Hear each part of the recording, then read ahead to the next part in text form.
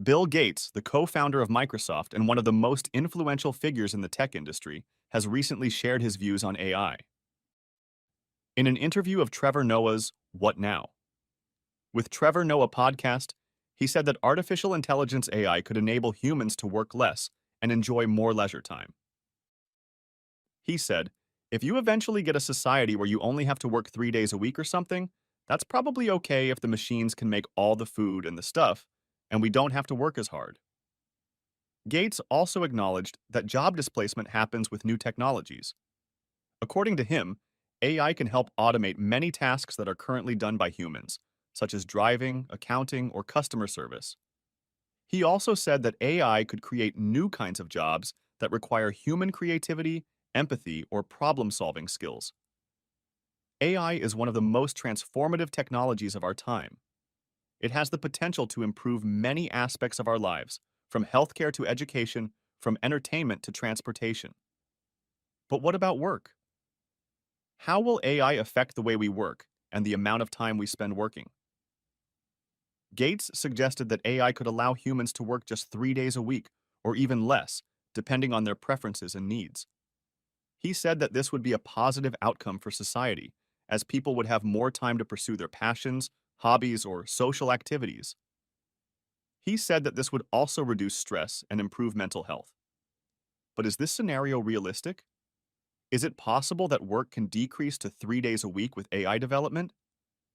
There are different opinions and perspectives on this question. Some experts agree with Gates and argue that AI will create more opportunities than challenges for workers. They say that AI will boost productivity and efficiency and generate more wealth and well-being for everyone. They say that AI will also enable workers to have more flexibility and autonomy over their schedules and tasks.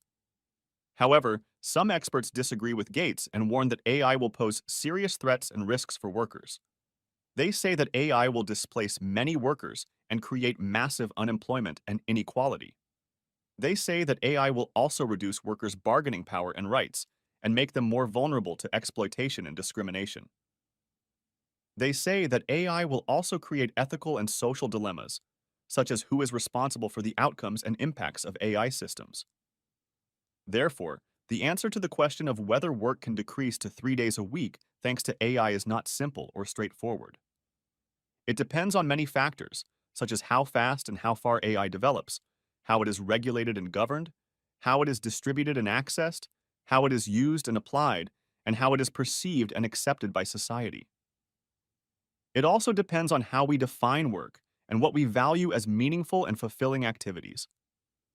Ultimately, the future of work is not predetermined by technology, but shaped by human choices and actions. We have the power and the responsibility to shape the future of work in a way that benefits everyone. As one said, the world has enough resources to make sure everybody has a decent life. But the question is, do we have enough innovation? What's up, guys? John here. One of the most connected billionaires in America just issued a dire warning to every single American about what is coming for the dollar and what is coming for this country. We have $35 trillion of indebtedness. We are now paying more on interest on that debt than we're spending on our defense budget. And when you do that, historically, a country's currency goes down in value. The country is in trouble. How connected is he and who is this man? David Rubenstein is disconnected. $39 billion state in Nantucket. Let's have Jill and Joe Biden stay there for Thanksgiving. That's how connected he is. I have his book. I read this last year, How to Invest. He has everyone from Sam Zell from Equity Residential and Equity Office to Jonathan Gray, who heads the real estate division at Blackstone, to Larry Fink at BlackRock, to Mark Andreessen. You start to look at these major players he's connected with. This warning is going to start to make more sense, especially when you connect it with what Ray Dalio just said. Ray Dalio, who founded the largest hedge fund in the world in 2013, Bridgewater Associates, was just the leader in private equity. They were just the absolute powerhouse that it is now, it's turned into. Ray Dalio saying, you know what, I'm buying gold. This is what I'm doing. I'm buying gold. He's talking about a civil war, Ray Dalio. Billionaire investor Ray Dalio believes that there's more than a 1 in 3 chance of a second American Civil War breaking out. Ray Dalio just came out and said these are the list of countries that are going to thrive over the next decade, and nowhere on that list is America. He's talking about India, Saudi Arabia, Indonesia, talking about all these other countries. But basically he's saying America is in very, very big trouble. And why he's saying this is the real shocker. And in this video, I'm going to show you the deadline that David Rubenstein has on America. And I'm going to show you kind of what's going on and what's happening and what they're planning to do to solve this incoming crisis and why we should all prepare for it. Please hit the like button. When you do, YouTube will share the content, educate more people about what's really unfolding in America's economy. Take a look at this. In July, a report on the fall of Denver and the fall of Ohio, 2 months before the media. In 2023, I predicted federal rent control would come and food price controls would come to combat inflation. The White House is now working to make both of these laws. Passed the first ever federal ban on price gauging on food. It's shocking. Billionaire warns interest on debt topping defense spending, a sign the country is in trouble. Now, his company, Carlyle, they have $426 billion in assets under management. This was as of last year, right? As of 2023. So it's probably closer to maybe $500 billion in AUM. He's saying that the deadline for this is next year. Next year, you're going to have to take care of this. And we got the elections coming up in November. I think next year is going to be a huge question mark about America. It says we're running about a $2 trillion annual deficit, $2 trillion out of about $6.5 trillion. It's hard to keep doing that and thinking that at some point something isn't going to go wrong, he explained. There's an old saying in economics, if something can't keep going on forever, it won't. And I think at some point, we just can't keep doing that. So what he's saying here is that Medicare, $847 billion a year. You have $753 billion in Department of Defense. It's just we're spending $1 trillion every 100 days. And so this new conversation, it's not really new, but it's really becoming more of a mainstream conversation is we have to go after the billionaires. The billionaires are going to solve this problem. We have to increase taxes. We have to make them pay their fair share, and this will then balance out all of our problems. But the more you look at this, the more you realize that billionaires, they're not going to be any part of this equation. This is all going to fall on middle America. And the problems we're going to be walking into because of this is the real shocker. And this is why I believe a lot of these billionaires are selling and liquidating tons of stock and getting ready for it. Because I think we're going to walk into a scenario where taxes are going to explode and a crisis is going to ensue. So on top of what's happening with the $35 trillion in debt, 60% of $2.17 trillion in global finance and non-corporate debt is set to mature over the next 12 months. So you're probably seeing all the layoffs that are happening, major corporations laying off tens of thousands of people. Well, you have about $1.5 trillion in loans that are going to refinance over the next 9 months. From July 1st, 2024 through June 30th, 2025, it comes due, first half of 2025. So $1.5 trillion in debt held by companies is going to refinance from, probably in the low 3% interest rate to where it is now. So their costs are going to explode. The economy is changing. Consumers aren't spending like they were in 2021 and 2022. They have less money and they're more skittish about the future. So they're being more cautious with their dollars, meaning they have less money coming in to pay for more debt. And so we're going to see a lot of change unfolding across the labor market, the job market, all at a time when they need to drive up and drum up more tax revenue. Now, billionaire investor Ray Dalio says he's owning gold to hedge the risk of debt and inflation. Ray Dalio is holding on to gold as a buffer against risk stemming from higher inflation and potential debt crisis hitting the economy. So he's talking about the debt crisis. And then you have David Rubenstein, CEO of Carlyle, saying the same exact thing. I mean, what are the odds of this? And it's all right around the same time, last 4 or 5 months. This article came out 2 days ago, or yesterday actually, September 24th. So September 24th.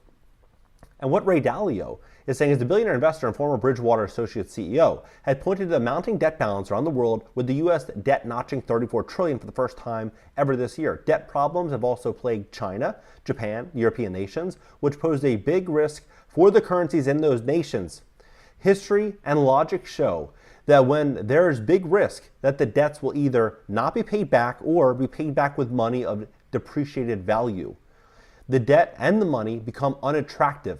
When nations are deeply indebted, central banks are likely to print out more cash to pay off the debt, he noted, which is itself a problem. Now, Ray Dalio is saying these are the countries that are going to thrive. says Dalio's assessment is based on 81 indicators, including measures of power, education, innovation, tech, competitiveness, military, trade, economic output, federal or financial center, and reserve currency status. The index predicts that India will see the largest annual growth rate forecast with 6.3%, followed closely behind the UAE at 5.5%, Indonesia 5.5%, Saudi Arabia 4.6%, Turkey 4%. On the other end, the European nations like Germany down 0.5%, Italy down 0.5%, and only 2 other countries that are predicted to regress, while negligible growth is expected in Switzerland at 0.2% and Spain 0.3%. Mexico is the brightest future North America, expected 2.5% growth, while Poland, Russia, and South Africa all at 2.9%. So you look at the chart, nowhere on it is America. Well, right here at 1.4. This is where they're predicting annual growth. But nowhere on the top leaders is America. So here you have UAE growing at 3 times the rate. You have India growing at 4 times the rate. Why? Right? Because we're walking into a major structural change in the world order. I mean, Ray Dalio has a book out talking about the change in the world order. So this isn't like something like, oh, maybe it will happen, it won't happen. He's talking about this. I have the book. It's the size of an encyclopedia, talking about all the changes that are going to be coming for America. So as this is happening, we see other countries walking into their own problems. The Maldives hunts for a bailout. Even Kenya's first troubles, largely homemade. Now the country's running out of options. You're starting to see a lot of change unfolding. But what I think is very fascinating is the conversation of how we solve this change. Now, all the U.S. billionaires have a total net worth, allegedly, of $5.2 trillion. Now, at $5.2 trillion, they say that we can implement a 25% tax on the wealthiest taxpayers. So let's just say, for easy math, it's $1 trillion in revenue that they would generate from this tax. All these billionaires, they would just happily strike a check, and their money's not tied up in stocks or other assets. I mean, what are the odds that these billionaires are sitting on 25% in just cash? Very slim, right? But let's say that they are, and they're able to strike a check for $1 trillion. That would literally buy us 100 days of current government spending. That's what it would buy us. It wouldn't solve the problem. And so when you look at who they're endorsing, you can see that who's going to solve the problem is going to be middle America. Taxes are going to skyrocket, and it's going to be presented as a solution that we all have to work together to solve. And you start to ask yourself, well, how will that actually work? What would happen? Well, we're going to likely see a major consolidation of wealth over the crisis that's going to soon ensue in America. I mean, it's shocking. So last year, Biden unveiled a $7.3 trillion budget with $5.5 trillion in tax hikes, and in August, just a month ago, she backs the $5 trillion in tax increases according to tax policy. So, and according to New York Times, right? So these are the moves that we're going to be taking as a country. Now, the big question is, how is that going to actually work, right? Let's look at this. The 760 billionaires that we have in America, they apparently employ, the average billionaire is employing hundreds of thousands of employees, either directly or indirectly through their employees and who they hire, and the chain, the ecosystem created underneath these corporations established by these billionaires. So if you taxed these 760 billionaires, you imagine the amount of people that would lose their jobs. Imagine the amount of tax revenue that would fall from all of the unemployment that would ensue, or the millions of jobs that would be lost, right? It would be an absolute crisis. Issuing taxes on all of these billionaires would not be something that would benefit the middle class. If anything, it would benefit the billionaires, because these billionaires would be able to buy up the assets that would be forced sold on the market, because the middle class simply couldn't afford to make the payments because they'd be out of a job. Right? The billionaires would just get richer. Now, what's fascinating is David Rubenstein sold 2 million shares of his own stock for $77 million in 2022. Then you have Jamie Dimon, the CEO of America's largest bank. They move $10 trillion of US dollars every single day. 10 trillion a day. So every 3.5 days, they're moving the entire US debt. They're funding IMF, the United States government. They're funding countries. He sold $150 million of his own stock for the first time since he took the reins in 2005, almost the last 20 years. So you have David Rubenstein selling. You have Ray Dalio selling and doing very interesting things and making very bold predictions about America's future. You have Warren Buffett selling, as of last week, he sold about $8 billion in Bank of America stock. Now it's just continuing to grow. He sold more stock today, September 25th. He's just continued to unload. He also sold half of his Apple position. His top insurance guy, Ajit Jain, he sold half of his Berkshire position, valued at roughly $139 million, which is 200 Berkshire Class A shares. Then you have, Bezos and Zuckerberg continuing to unload and sell. And then you just start looking at what these countries are doing with gold. It's fascinating. Saudi Arabia is secretly buying gold, how investors buy gold, what drives the market. What's behind China's gold buying spree. Should you buy gold? 601% increase. Russia unleashes unmatched gold buying spree 4 days ago, 1 month ago. Like gold ATM, it's just 18 minutes ago. The conversation, Saudi Arabia is secretly buying. The conversation right now is just protecting on the downside. And it looks like this is what a lot of these big corporations are doing right now with layoffs. This is what looks like a lot of the most powerful people and companies are doing. They're getting ready for a major storm that's unfolding. I just find it very fascinating. You just start to kind of connect the dots on what's happening in the U.S. economy. You start to look at what, Ray Dalio and David Rubenstein are both saying comes next. Odds are probably coming next. What do you think about this entire situation? I think we're going to see a lot of volatility in the stock market. I think some stocks could massively grow in value inside of a crisis, and some could massively fall in value. I think we're going to see a very, very volatile market, a very volatile economy because of all this. Let's have a conversation below. If you're interested in learning about, investing in stock, or maybe you want to, bet on the future of the market, maybe you think it's going to go up, maybe you think it's going to go down, you can get started with Moomoo by clicking the link in the description just below this video. Let's talk about this. I think we're going to see some major changes unfolding in the next 90 days. I'll catch you next video. Tyson has reached an agreement for a twofold investment with Protix. It's a leading global insect ingredients company. That investment will support the growth of the emerging insect ingredient industry and expand the use of insect ingredient solutions. Tyson and Protix also joining together for the operation and construction of an insect ingredient facility. Once that is complete, it'll be the first at-scale facility of its kind to upcycle food manufacturing byproducts into high-quality insect proteins and lipids, primarily to be used in the pet food, aquaculture, and livestock industries.